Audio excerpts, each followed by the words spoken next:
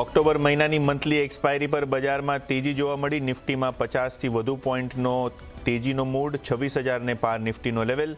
L&T, SBI, HDFC bank અને રિલાયન્સે આપ્યો સાથ। નિફ્ટી બેંકમાં પણ પોઝિટિવ સેન્ટિમેન્ટ જોવા મળ્યો। મિડ કેપ અને સ્મોલ કેપમાં પણ ખરીદારીનો મૂડ।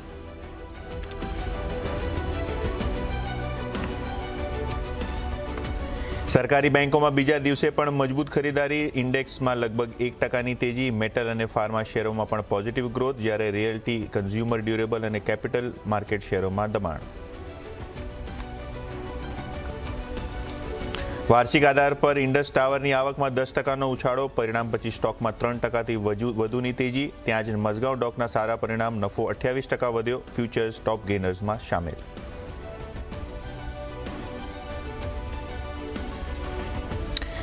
CNBC બજારની એક્સક્લુઝિવ સમાચાર પર મોહર। AB કેપિટલમાં આજે બ્લોક ડીલ, લગભગ 5 કરોડ શેરની થઈ ડીલ, લગભગ 1500 કરોડથી વધારેના સોદા।